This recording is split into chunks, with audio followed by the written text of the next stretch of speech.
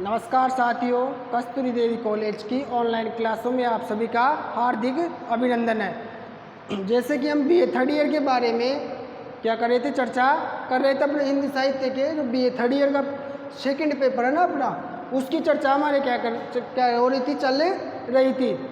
तो इसके अकॉर्डिंग हमने सर्वप्रथम क्या लिया था, काव्य शास्त्र।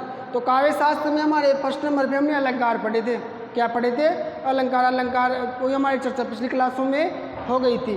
फिर उसके बाद में हमारे शब्द शक्ति जो 2 नंबर का टॉपिक है हमारे काव्य शास्त्र के अकॉर्डिंग, उसकी चर्चा हम कर रहे थे। तो शब्द शक्ति कितने प्रकार की होती है, कौन कौन से प्रकार है, वो सारी हमने क्या पिछली कक्षाओं में चर्चा कर ली थी। अब बात करते हैं आगे किसकी, शब्द शक्ति में व्यंजना की। यानी आपके 3 प्रकार की शब्द शक्तियाँ थी, अभिधा, लक्षणा और व्यंजना। कौन कौन से प्रकार थे? अभिधा, लक्षणा और व्यंजना। अभिधा की हमने बात कर ली थी, यानी सामान्य अर्थ आना चाहिए, मुख्य सामान्य या प्रचलित अर्थ होना चाहिए। लक्षणा की हमने बात कर ली थी, यानी लक्षण या गुण के आधार पर अर्थ निकलना चाहिए। और व्यंजना की बात चल रही थी हमारी। तो व्यंजना की जो सामान्य परिभाषा होती है वो ये है कि जिसमें ना ही तो सामान्य अर्थ को लेना आपको, ना ही लक्षण के आधार पर जो अर्थ निकलता है उसको रखना आपको। अलग ही एक तीसरा कल्पना के आधार पर या संकेत मात्र से जो आपको अर्थ मिले वो क्या करना, लेना है। तो वहाँ पे कौन सी शब्द शक्ति होगी? व्यंजना। कहने का मतलब कि व्यंग्य निकलना चाहिए। क्या निकलना चाहिए? व्यंग्य।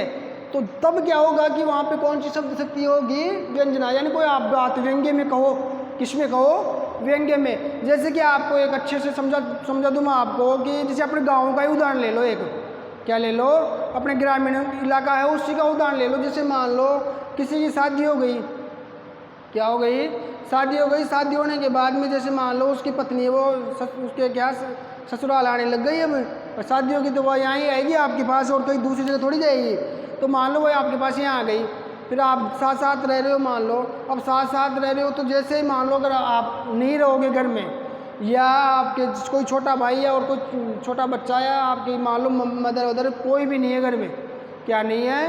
कोई भी नहीं है घर में। तो कोई भी नहीं है घर में, तो मान लो अगर आपके पापा जी हैं, कौन है? आपके पापा जी। अब आपके पापा जी आपकी पत्नी के क्या लगेंगे? ससुर जी। क्या लगेंगे? ससुर जी। अब समस्या ये हो गई कि आपके घर में कोई उपलब्ध है नहीं। अगर आपके जो पत्नी है उसको कुछ मार्केट से मंगवाना है, यानी कोई भी राशन वाशन का सामान मंगवाना है, मान लो अर्जेंट मंगवाना उसी समय। अब उसी समय कोई उपलब्ध है नहीं, आप हो नहीं, मान लो कहीं पे गए आप काम धंधा करने, तो वहाँ से तुरंत आ जाओगे कि आप नहीं आ सकते, क्योंकि वहाँ पे भी आपको टाइम पीरियड रहता है, उसी के अकॉर्डिंग आपको काम करना रहता है। तो फिर जैसे मान लो क्या करेगी, जैसे मान लो आपके एक छोटा सा बच्चा भी है, क्या है? एक छोटा सा बच्चा आपका 2, 3, 4 महीने है, कितना मान लो 2 महीने का, मान लो 3 महीने का, मान लो ज़्यादा बड़ा हो जाएगा तो फिर वो बोलने लग जाएगा। 2, 3 महीना 4 महीने का मान लो कि छोटा सा बच्चा है आपके एक, तो फिर आपकी पत्नी क्या करेगी? उस बच्चे को बोलेगी कि अपने दादा को ये बोल कि चीनी लेके आनी है। अपने क्योंकि दादा आपके जैसे पिताजी उधर से गुजरेंगे, मान लो क्या कहेगी? उस बच्चे को कहेगी वो, बेटा अपने दादाजी को ये बोल कि चीनी लेके आनी है। तो वो कह तो किसको रही है? अपने बेटे को। लेकिन वास्तविक रूप से वो उसको कह रही है क्या? वो वास्तविक रूप से उस छोटे से बच्चे को कह रही है क्या? वो नहीं, वो किसको कह रही है? आपके पिताजी को, यानी अपने ससुर जी को कह रही है वो। लेकिन अब डायरेक्टली वो क्या उसको कह नहीं सकती भाई। डायरेक्टली अपने क्या गांव में होता है कि कह नहीं सकते डायरेक्टली। अब सिटी में तो चलता है, शहरों में तो ये सब कुछ, लेकिन अपने ग्रामीण इलाके की बात बता रहा हूँ मैं। अब डायरेक्ट क्या बोल देगी क्या वो? उसको नहीं बोल सकती। तो वो उस बच्चे का सहारा लेगी और क्या बोलेगी? अपने दादा को ये बोलना कि अभी चीनी ख़त्म हो गई है और अभी चीनी चाहिए, या और कोई भी सामान हो, मान लो ख़त्म हो गया, अभी भाई मेरे को अभी तुरंत चाहिए। तो कहने का मतलब हो जाएगा उस लड़के के माध्यम से या उस बच्चे के माध्यम से वो अपने ससुर जी को वो बात कहती है। तो वो कौन सी शब्द शक्ति हो गई? व्यंजना। यानी संकेत मात्र, यानी संकेत था वो, तो संकेत दिया था उसने। अब उस संकेत के माध्यम से क्या समझ गए ससुर जी? भाई ये सामान अपने को ही लेके आना है। तो कहने का मतलब होता है व्यंजना शब्द शक्ति यहाँ पे होती है। तो आ गए ना समझ में? अब बात करते हैं चलो अब आगे व्यंजना की। तो व्यंजना शब्द शक्ति कैसे निकालते हैं? यानी आपको क्या संकेत मिलेगा, और सारा सब कुछ आपको किसके आधार पर लेना पड़ेगा?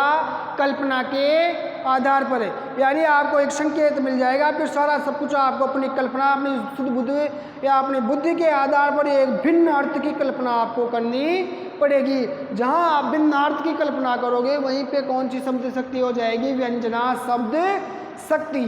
अब बात करते हैं व्यंजना शब्द शक्ति में आगे। व्यंजना शब्द शक्ति कितने प्रकार की होती है? 2 प्रकार की। कौन कौन से प्रकार? शाब्दी व्यंजना और आर्थी व्यंजना। अब जैसे नाम से मालूम पड़ रहा है, शाब्दी यानी शब्द से और आर्थी यानी अर्थ से। यानी कहने का मतलब ये हो गया कि शाब्दी व्यंजना यानी जहाँ पे शब्द से प्रभाव पड़ेगा और आर्थी व्यंजना में अर्थ से प्रभाव पड़ेगा। तो जहाँ शब्द से चमत्कार हो वहाँ पे शाब्दी व्यंजना हो जाएगी, यानी शब्द के अकॉर्डिंग हो, और अर्थ के अकॉर्डिंग होगी वहाँ पे आर्थी व्यंजना हो जाएगी। अब बात करते हैं किसकी? शाब्दी व्यंजना की। तो शाब्दी व्यंजना की हम बात करें तो कहने का मतलब है ये कि मान लो जिस शब्द विशेष के माध्यम से व्यंजना निकल कर आ रही है, यानी कोई शब्द विशेष है और उसके माध्यम से आपके सामने व्यंजना शब्द शक्ति आ रही है, तो अगर उस शब्द को क्या कर दो आप? चेंज कर दो। यानी कोई भी 1 या 2 शब्द है, उनके माध्यम से अगर व्यंजना निकल रही है, उन शब्दों के जगह आपने दूसरे शब्द क्या कर दिए? रख दिए। क्या कर दिया आपने? उन शब्दों को उनके स्थान पर दूसरे शब्दों को स्थापित कर दिया। यानी जो आपने प्रतिस्थापन किया शब्दों का, तो फिर क्या होगी? वो व्यंजना क्या हो जाएगी? नष्ट हो जाएगी।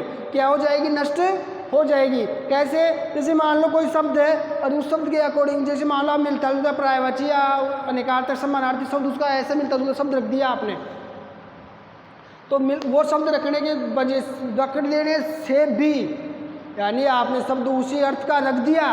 जैसे मान लो कोई जैसे नयन आ गया, अब इसको तो हटा दिया और हमने आँख रख दी या लोचन रख दिया। अब वो जो शब्द शक्ति जो इस शब्द के माध्यम से जो उसमें शब्द शक्ति निकल रही थी, तो शाब्दी व्यंजना में अगर इसकी जगह आप ये रखोगे तो वो क्या, उसका जो प्रभाव है वो क्या हो जाएगा? समाप्त हो जाएगा। यानी अगर शब्द को आप चेंज कर दोगे, अब दोनों का अर्थ तो एक ही है, लेकिन अपने को अर्थ के अकॉर्डिंग थोड़ी लेनी थी शब्द शक्ति।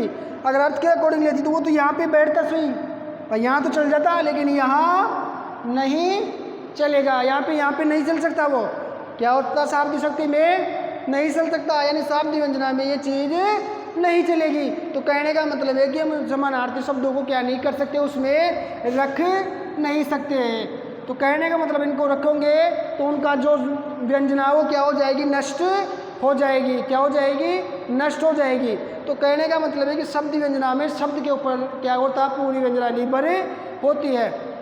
अब बात करें किसके उदाहरण की?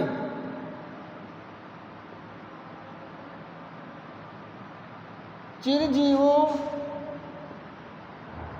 जोरी जुरे क्यों न सनहे गंभीर।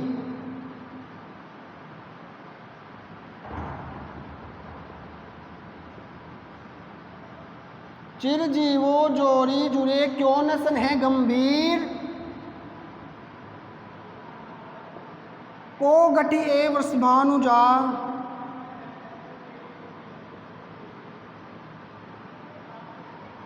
वृष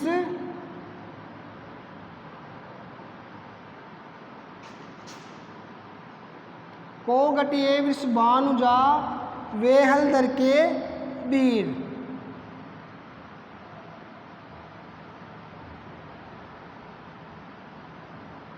तो कहने का मतलब ये है कि ये उदाहरण हो गया आपके सामने। क्या हो गया? चिरजीवो जोरी जुरे क्यों न सनहे गंभीर, को गति ए वृषभानुजा वे हलदर के वीर। तो ये उदाहरण अब आपके सामने मान लो ये उदाहरण आ गया, तो इसमें कौन सी शब्द शक्ति हो गई? शाब्दी व्यंजना। अब शाब्दी व्यंजना कैसे हुई? इसमें एक तो ये ले ला वृषभानुजा, क्या हो गया? वृषभानुजा, वृषभानुजा, और एक हो गया आपके हलदर। क्या हो गया? हलदर। अब हलदर और वृषभानुजा हो गए। वृषभानुजा क्यों कौन है? ये राधा। कौन है? राधा। और हलदर अपने क्या हो गए? बलराम हो गए। तो गो चिरजीवो जोरी जुड़े क्यों न सने गंभीर, को गटुए वृषभानुजा वो वे हलदर के वीर। अब इन दोनों के स्थान पर अगर मान लो आपने वृषभानुजा की जगह वृषभानुसुता रख दिया, भाई विश्व की बहन हो गई, या और राधा रख दिया, हलधर की जगह आपने बलराम रख दिया, तो वो क्या होगा फिर जो आपका शब्द है, यानी जो शब्द के माध्यम से जो व्यंजना निकल रही है वो क्या हो जाएगी, नष्ट हो जाएगी। यानी जो वृषभानुजा है तो इसमें व्यंग्य कौन सा निकल रहा है, दूसरा अर्थ कौन सा निकल रहा है, वृषभानुजा, यानी जो वृष होता है यानी वृष यानी जो बहल होता है उसकी भानुजा यानी बहन, और हलधर यानी हल को जो धारण करता है वो कौन हो गया, बलराम। तो ऐसे अगर इनकी जगह हम बलराम रख देंगे तो बलराम ही होगा, कोई अलग अर्थ थोड़ी आएगा, नहीं आएगा ना। तो जो इनका जो अर्थ है यानी जो हल को धारण करने वाला कौन है, बैल, हल को धारण करने वाला बैल, और वृषभानुजा यानी वृष होता है बैल, और बैल की बहन यानी गाय। तो ये जो अर्थ होता है तो वो क्या हो जाता है, फिर वो अर्थ निकलेगा क्या यहाँ पे, नहीं निकलेगा, यानी वो अर्थ क्या हो जाएगा, नष्ट हो जाएगा। तो इसीलिए हम इनकी जगह दूसरे शब्द क्या नहीं कर सकते, रख नहीं सकते। अगर दूसरे वो शब्द रखेंगे तो इसका जो सारा भावार्थ है वो क्या हो जाएगा, चौपट हो जाएगा, यानी सारा सब कुछ क्या हो जाएगा, इसका समाप्त हो जाएगा, यानी इसका अर्थ का ही क्या हो जाएगा, अनर्थ, यानी दूसरा ही भावार्थ इसमें निकल कर आपके सामने आएगा। यानी जो हम बताना चाहते हैं इसके माध्यम से वो बात सीधे सीधे आपके पास नहीं पहुंच पाएगी, यानी सारा सब कुछ क्या हो जाएगा, समाप्त हो जाएगा। तो कहने का मतलब ये है कि जहाँ पे अगर शब्द को हटाने से या दूसरे शब्द रखने से उसका भावार्थ नष्ट हो जाए, या उसका जो मुख्य तथ्य हैं जो हम बताना चाहते हैं उसके माध्यम से वो ही नष्ट हो जाए, तो कहने का मतलब है कि वहाँ पे कौन सी व्यंजना होगी, शाब्दिक व्यंजना, शब्द शक्ति होगी। यानी सारा सब कुछ किसके ऊपर डिपेंड होगा, उसमें एक शब्द के ऊपर है। तो यानी जो आपको मैं एक बात और बता दूँ इसको, आप इसमें आपको और भी आसानी रहेगी आपको समझने में। जो आपने अलंकारों में पढ़ा था ना, श्लेष, कौन सा, श्लेष, तो श्लेष अलंकार पढ़ा था, उसी के अकॉर्डिंग क्या आएगा ये, वहाँ देख सकते हैं। इसमें श्लेष वाले उदाहरण भी क्या करते हैं, यहाँ पे आते हैं। यानी श्लेष अलंकार में भी अगर वो शब्द के माध्यम से क्या होता है, उसमें अलग अलग अर्थ निकलते हैं। अब उसको शब्द को हम क्या करो, चेंज नहीं कर सकते, तो उसी के अकॉर्डिंग यहाँ पे क्या करते हैं, हमें शब्द के माध्यम से क्या होता है, अपने अलग वो शब्द शक्ति निकल कर आती है। अगर आप शब्द को चेंज करोगे तो जो इसमें हम बताना चाहते हैं भावार्थ वो सामने नहीं आएगी, वो भावार्थ क्या हो जाएगा, वो नष्ट हो जाएगा। जो बताना चाहते हैं वो बात क्या है, इसकी क्या हो जाएगी, नष्ट हो जाएगी। इसीलिए शाब्दिक व्यंजना में शब्द के ऊपर ज़्यादा फोकस या ज़्यादा प्रभाव रहता है, यानी शब्द को आप नहीं हटा सकते। क्या नहीं कर सकते, नहीं हटा सकते। तो कहने का मतलब ये है कि शाब्दिक व्यंजना में आपको शब्द को बदल नहीं सकते, यानी शब्द को बदला नहीं जा सकता। अगर आप शब्द को बदलोगे तो आपका जो भावार्थ वो क्या हो जाएगा, नष्ट हो जाएगा, और उसकी जो शब्द शक्ति वो क्या हो जाएगी, नष्ट हो जाएगी। यानी जो शब्द शक्ति रहती है उसमें जो शाब्दिक व्यंजना, तो शाब्दिक व्यंजना का क्या हो जाएगा, इसमें समापन हो जाएगा, शाब्दिक व्यंजना फिर उसमें नहीं रहेगी, यानी वो एक तरह से पूरा क्या हो जाएगा, चौपट हो जाएगा। तो अगर इसकी परिभाषा की बात करो तो आप परिभाषा आपके आराम समझ में आ गई होगी। कहने का मतलब परिभाषा इस चीज़ से बन जाएगी आपके कि जहाँ पर व्यंजना शब्द के माध्यम से हो, जहाँ पर व्यंजना शब्द पर आधारित हो वहाँ शाब्दिक व्यंजना होती है। उसी के अकॉर्डिंग हम अर्थी व्यंजना की बात करें तो जहाँ पे व्यंजना अर्थ के आधार पर निर्भर होती है वहाँ अर्थी व्यंजना शब्द शक्ति होती है। यानी जिस शब्द शक्ति के माध्यम, यानी जो शब्द शक्ति, यानी जो व्यंजना शब्द शक्ति जिसमें हम पूरी की पूरी शब्द शक्ति किसके ऊपर निर्भर हो, उसके अर्थ के ऊपर निर्भर हो, तो वहाँ पे अर्थी व्यंजना शब्द शक्ति होती है। अब जैसे ही बात करें अर्थी व्यंजना की शब्द शक्ति की, तो जैसे इसका एक उदाहरण लेते हैं हम, क्या लेते हैं, एक उदाहरण लेते हैं। तो एक उदाहरण लेते हैं जिसमें तो संध्या हो गई है, संध्या हो गई है, क्या हो गई, संध्या हो गई है। अब संध्या हो गई है तो यानी कि जैसे मान लो इसका अर्थ हो गया कि शाम हो गई है। क्या हो गया, इसका सामान्य सा अर्थ कि संध्या हो गई यानी शाम हो गई। तो ये तो कौन सा अर्थ हो गया, अभिधा वाला। अब बात करें लक्षणा वाला, कोई अर्थ है नहीं इसमें। अब बात करते हैं आगे, संध्या हो गई है तो संध्या हो गई, इसमें व्यंजना क्या है, इसका अर्थ लगाओ आप, इसकी कल्पना करो कि उसमें एक तीसरा या कुछ अन्य यानी कोई भिन्न अर्थ भी निकल के आपके सामने आ रहा है क्या? एक सामान्य सी बात हो गई भाई संध्या हो गई यानी शाम हो गई है, शाम हो गई नॉर्मल सी बात है भाई संध्या हो गई, तो ये तो आपका क्या सामान्य अर्थ हो गया। लेकिन आप एक कल्पना करो कि इसमें कोई भिन्न अर्थ भी आपके सामने निकल के आ रहा है क्या? जैसे मान लो, इसका मैं आपको समझाता हूँ, जैसे उदाहरण देता हूँ। जैसे मान लो शाम को कोई ग्वाला है, क्या है? एक ग्वाला, यानी जो गायें चराने वाला होता है ना, ग्वाला। एक क्या है? ग्वाला है। अब ग्वाला क्या शाम जैसे हो गई तो मान लो उसको कोई आके बोले कि शाम हो गई है, तो कहने का मतलब है कि शाम होगी तो उसके लिए वो शाम थोड़ी होगी जो नॉर्मली शाम होती है, उसके लिए होगी कि अपनी गायों को लेके चलने का वक्त हो गया है। यानी कोई ग्वाला है, गायों को चराने के लिए क्या गया है? वो चारागाहों में गायों को चराने के लिए खेतों में गया हुआ है, मैदान में। तो अगर शाम होती है तो वो कौन सा अर्थ लेगा शाम से? यानी अगर आप उसको बोलोगे कि संध्या हो गई है तो वो कौन सा अर्थ लेगा यहाँ पे? कि घर चलने का समय हो गया है। कहाँ चलने का समय हो गया? घर चलने का समय हो गया है, यानी गायों को घर ले जाने का समय हो गया है। तो ये कौन सोचेगा? ये कौन सोचेगा? ये ग्वाला, यानी ग्वाला के लिए क्या हो जाएगा? वो घर चलने का समय हो जाएगा। कहाँ चलने का समय हो जाएगा? उसका घर जाने का समय हो जाएगा। अगर जैसे ही मान लो, अगर मैं मेरी खुद की बात ले लूँ यहाँ पे, जैसे मान लो शाम को क्या कि पूजा जो भी अपने जो दिया बत्ती करते हैं ना शाम को भगवान के, तो दिया बत्ती जो भी लगाते हैं, हम घी का दीपक जलाते हैं, अगरबत्ती जो भी करते हैं, सारा सब कुछ शाम के टाइम करते हैं ना। तो जैसे मान लो मेरे घर में मैं ही करता हूँ, पर रोज़ ये काम क्या है, मेरे घर वालों ने मुझे ही दे रखा कि शाम को तेरे को ये काम करना है। तो जैसे काम मुझको मिला हुआ है, मान लो अब शाम हो गई, अब शाम को ये काम मेरे को करना है, तो मान लो अगर मैं भूल गया, क्या हो गया? उस काम को मैं भूल गया, या मान लो मैं इधर कहीं जैसे घर से थोड़ा सा इधर उधर टहलने के लिए निकल गया, शाम उसी हो गई है मान लो, और मैं इधर उधर ही टहल रहा हूँ, तो पिताजी जैसे मान लो मेरे पास फ़ोन करते हैं, तो वो ये बोलेंगे शाम हो गई, कहाँ पे है तू?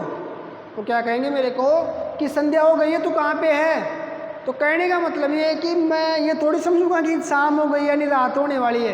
अरे संध्या तो हो गई हो तो मेरे को पता है संध्या हो गई, लेकिन फिर मुझको वहाँ पे मेरी कल्पना, मेरी सूझबूझ यानी मेरी बुद्धि के अकॉर्डिंग मेरे को एक भिन्न अर्थ की कल्पना करनी पड़ेगी। और वो भिन्न अर्थ की कल्पना मुझे ये करनी पड़ेगी कि मेरा जो भी है दिया हुआ, जो भगवान के दीपक जलाने का या अगरबत्ती लगाने का समय हो गया है। क्योंकि वो सारा काम कौन करता था? मैं करता था। इसलिए पिताजी ने मुझे क्या कहा फ़ोन करके कि संध्या हो गई है, यानी कहने का मतलब है कि मेरा दीपक जलाने का समय हो गया है।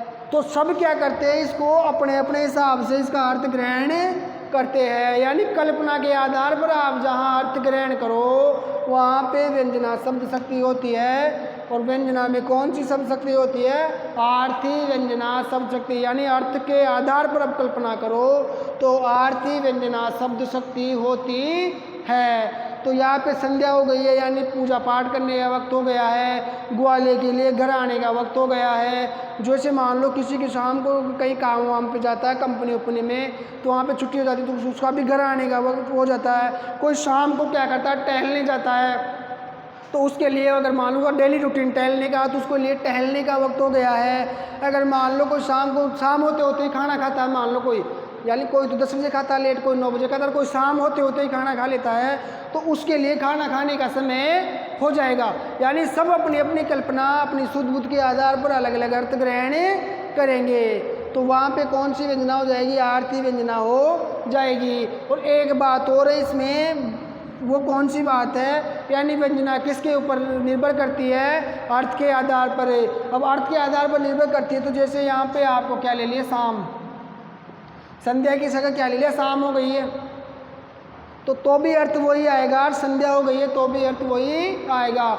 यानी अगर हम शब्द को क्या करें? चेंज करें, यानी हमने शब्द को क्या कर दिया? चेंज कर दिया, फिर भी अपना अर्थ नष्ट नहीं हो रहा। इसीलिए यहाँ पे कौन सी व्यंजना हो गई? आरती व्यंजना शब्द शक्ति। तो एक बात ये भी ध्यान रखनी है हमें, अगर अभी उसके पर्यायवाची शब्दों का भी अगर हम प्रयोग करें तो भी हमारा अर्थ क्या होता है? नष्ट नहीं होता है। इसीलिए यहाँ पे आरती व्यंजना शब्द शक्ति होती है। तो यहाँ तक आपको क्लियर समझ में आ गया?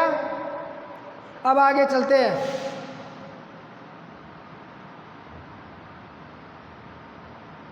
अब एक उदाहरण और लेते हैं आपके सामने, देखना एक उदाहरण बहुत शानदार लेते हैं।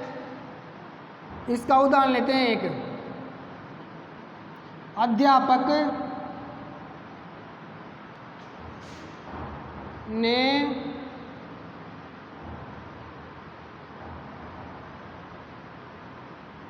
ऐसा पढ़ाया कि लड़का सर्वथा सुधर गया। अध्यापक ने ऐसा पढ़ाया कि लड़का सर्वथा सुधर गया। क्या हो गया? अध्यापक ने ऐसा पढ़ाया कि लड़का सर्वथा सुधर गया। तो अब बात करें इसके सामान्य अर्थ की, किसकी? अभिधा वाले की। अभिधा वाले अर्थ की बात करें इसमें, तो लड़का ने, अध्यापक ने ऐसा पढ़ाया कि लड़का सर्वथा सुधर गया, यानी सीधी बात है कि लड़का क्या हो गया? अपना सुधर गया। क्या हो गया? लड़का बिल्कुल सुधर गया, बिल्कुल सुधर गया, यानी लड़का बिल्कुल सुधर गया। यानी सामान्य अर्थ हो गया इसमें कि अध्यापक ने बढ़िया पढ़ाया, शानदार की लड़का क्या हो गया? अपना बिल्कुल सुधर गया। अगर आप इसका क्या ले लक्षणा के आधार पर, अध्यापक ने ऐसा पढ़ाया कि लड़का सर्वथा सुधर गया। अब एक अलग अर्थ ले लो आप लक्षण के आधार पर कि अध्यापक ने ऐसा पढ़ाया कि लड़का सर्वथा क्या हो गया? बिगड़ गया। भाई लड़का सर्वथा सुधर गया, यानी लड़का तो बोलते टोंट मार देंगे, लड़का तो सुधर ही है, यानी हो गया कल्याण इसका। तो कि अध्यापक ने ऐसा पढ़ाया कि लड़का तो सर्वथा ही सुधर गया, यानी सर्वथा का तो सर्व में क्या हो गया? कल्याण हो गया। यानी वो तो कहने का मतलब बिगड़ गया वो तो। अगर एक व्यंजना के अब एक अलग और अर्थ ले, हमें कल्पना के आधार पर और आगे चले, किसमें? व्यंजना में। किसमें चले? व्यंजना में। तो वहाँ पे क्या लोगे आप? अध्यापक ने ऐसा पढ़ाया कि लड़का सर्वथा सुधर गया, यानी लड़का एक अध्यापक ने बढ़िया पढ़ाया कि लड़का क्या हो गया? सुधर गया। एक तो सामान्य अर्थ हो गया। फिर आप इसलिए कि लड़का बिगड़ गया, भाई अध्यापक ने तो ऐसा पढ़ा दिया कि लड़का ही बिगड़ गया, भाई लड़का सुधरा। अब एक हम कल्पना के अकॉर्डिंग और भी अर्थ ग्रहण करें कि अध्यापक ने ऐसा पढ़ाया कि लड़का सर्वथा सुधर गया। कहने का मतलब ये है कि अध्यापक की क्या है? क्या है अध्यापक की? यानी अध्यापक कोई क्या नहीं है, नॉलेज नहीं है, नहीं ऐसा पढ़ाए अध्यापक है, यानी अध्यापक ने ऐसा पढ़ा दिया कि हमारा तो लड़का ही सर्वथा ही सुधर गो, यानी सर्वथा हमारा लड़का तो भैया सुधर गया अध्यापक। यानी अध्यापक ही क्या था? अयोग्य। यानी कोई अयोग्य अध्यापक हो तो यानी अध्यापक कौन सा अर्थ ले लेंगे कि अध्यापक ही अयोग्य था, यानी अलग ही अर्थ ले लिया। यानी कल्पना के आधार पर ले लेंगे अध्यापक ने ऐसे पढ़ाया हमारा तो बच्चा ही सर्वथा ही सुधर गया, कि यानी ऐसा पढ़ा दिया कि हमारा लड़का तो क्या है? बिल्कुल ही बिगड़ गया, यानी अध्यापक तो बिल्कुल ही अयोग्य था, यानी उसको जो सब कुछ आता था वो भी क्या हो गया? उसका तो बराबर हो गया, यानी लड़का वो अध्यापक तो पूरा ही क्या है? अयोग्य है। यानी अध्यापक ने ऐसे पढ़ाया कि हमारा तो बच्चा ही क्या हो गया? सुधर गया, यानी बच्चा ही अयोग्य हो गया। वो एक अर्थ हो गया। और एक अर्थ तो अगर वो आप भिन्न अर्थ की कल्पना करो तो यानी कि अध्यापक की सर्वथा क्या है? अयोग्य है। यानी इस उदाहरण के माध्यम से हम अध्यापक को ही क्या कर लेंगे? अयोग्य मान लेंगे। तो कहने का मतलब ये है कि अध्यापक ने ऐसा पढ़ाया कि लड़का तो सर्वथा ही सुधर गया, क्या नहीं? अध्यापक तो ऐसा था कि उसको कुछ भी नहीं आता था, यानी एक अध्यापक ही क्या था? वो तो अयोग्य अध्यापक था। तो लड़के को जो सब कुछ आता था वो भी क्या हो गया? बराबर हो गया। उसने तो लड़के को क्या कर दिया? पूरी तरह ही सुधार दिया, यानी पूरी तरह ही उसको क्या कर दिया? बिगाड़ दिया। तो कहने का मतलब ये है यहाँ पे। तो ये आपके क्या होती है? शब्द शक्ति कंप्लीट होती है। अब शब्द शक्ति तो आपके क्या हो गई? कंप्लीट हो गई। अब शब्द शक्ति में आपके जो सारे तीनों प्रकार थे, तीनों के अलग अलग जो प्रकार थे वो आपके क्या हो गए? समाप्त हो गए। तो अब बात करें शब्द शक्ति में थोड़ी सी आगे और बात कर लेते हैं एक, तो फिर क्या आज अपना क्या शब्द शक्ति पूरी तरह से क्या हो जाएगा? समाप्त हो जाएगा। क्या हो जाएगा? समाप्त हो जाएगा। हम थोड़ी सी एक सामान्य सी चर्चा और कर लेते हैं शब्द शक्ति के ऊपर। तो शब्द शक्ति में हमने आपको बताया था कितने प्रकार बताए थे? 3। कौन कौन से? अभिधा, तो मुख्य रूप से 3 प्रकार थे ना, लक्षणा और एक था आपके व्यंजना। कौन सा था? अभिधा, लक्षणा और व्यंजना। अब इनकी थोड़ी सी एक सामान्य सी चर्चा और कर लेते हैं। तो एक सामान्य सी चर्चा की बात करें तो ये तो मुख्य रूप से प्रकार हो गए थे। और फिर लक्षणा के हमने 4 प्रकार पढ़े ही थे। कौन कौन से? रूढ़ा लक्षणा, प्रयोजनवती लक्षणा, उपादान लक्षणा, लक्षण लक्षणा। और अभी हमने जस्ट की व्यंजना के प्रकार पढ़े, आरती व्यंजना और शाब्दी व्यंजना। तो ये तो क्या टोटल प्रकार हो गए। मुख्य रूप से जो शब्द शक्ति है हमारे सामने कितने प्रकार की थी? 3 प्रकार की। तो अब बात करते हैं इन शब्द शक्ति का, जो ये तीनों है तो इनके अंतर के बारे में बात करते हैं। किसके? हाँ भाई, तीनों में क्या डिफरेंट है? भाई आपने जो तीनों शब्द शक्तियाँ पढ़ी जो, तो इनमें आपको कुछ ना कुछ तो अंतर आपको दिखाई दिया।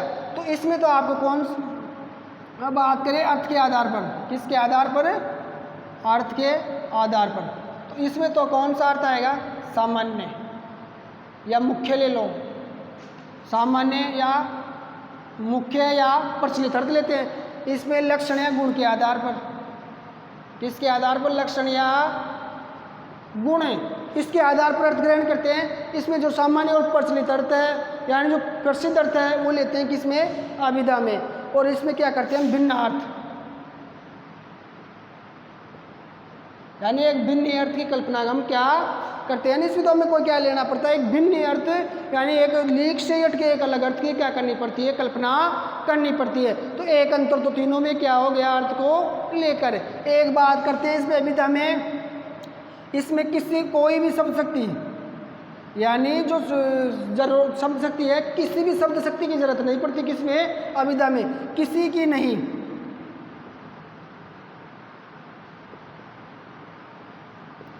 यानी किसी की नहीं, यानी किसी भी शब्द शक्ति की जरूरत किसमें नहीं पड़ती?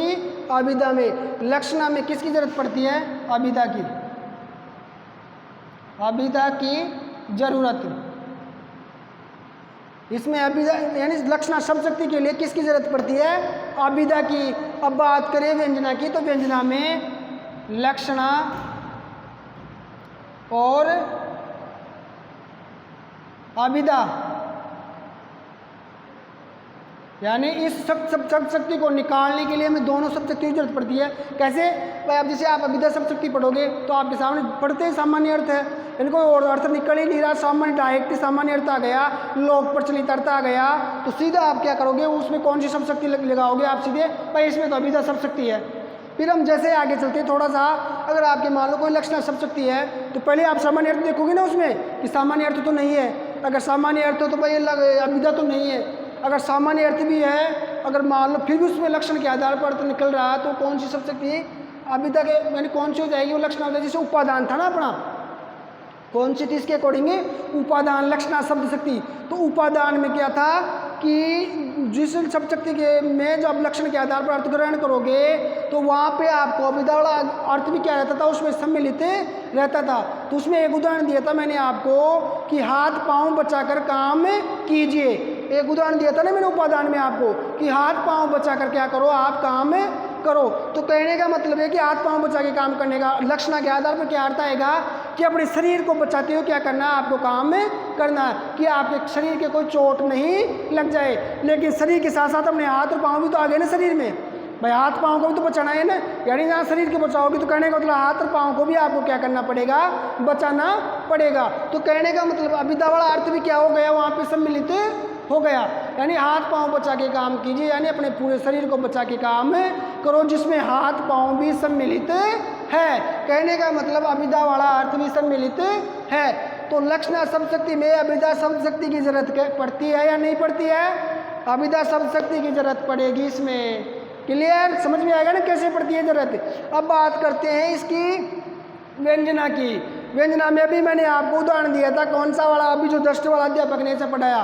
तो सामान्य अर्थ भी आ गया, उसमें लक्षण के आधार पर अर्थ भी आ गया, और व्यंजना के आधार पर भी अर्थ आ गया। हमने व्यंग्य कर दिया कि अध्यापक तो क्या है? अयोग्य है, यानी अध्यापक ही अयोग्य है जो बच्चों को ऐसा पढ़ाया कि बच्चा हमारा पूरी तरह से क्या हो गया?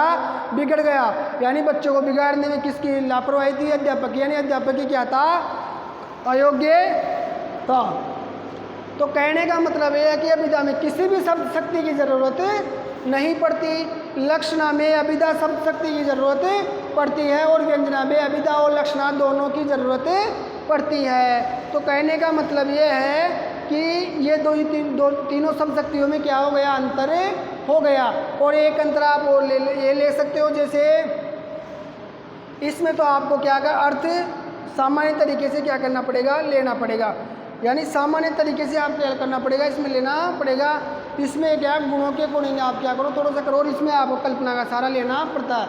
यानी इन दोनों में तो आपको कल्पना की ज़रूरत नहीं पड़ेगी और यहाँ पे आपको कल्पना की ज़रूरत पड़ेगी। यानी इस शब्द शक्ति के अर्थ लगाने के लिए आपको कोई कल्पना की ज़रूरत नहीं है, सीधे सपाट जो आपके दिमाग में आई वही अभिधा है।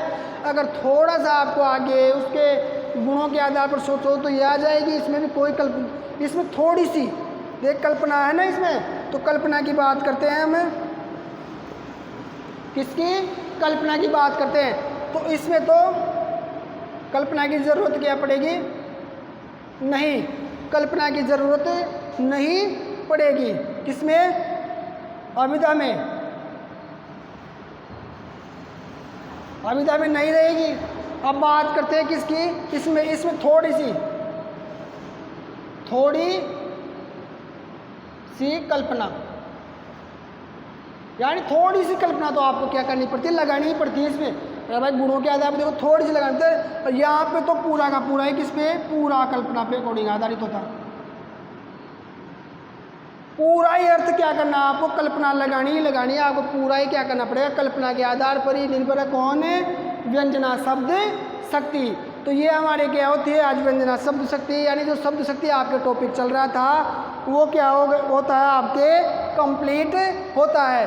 अगर इसमें कोई भी डाउट हो तो आप अच्छे से क्या करना है, इसको वीडियो को रिवर्स करके क्या करना है, आपको देखना है। ये आपके आज क्या होती है, शब्द शक्तियाँ समाप्त होती है। अब नेक्स्ट क्लास में जो आपके नेक्स्ट टॉपिक आएगा काव्य शास्त्र का, उसका हम क्या करेंगे, अध्ययन करेंगे।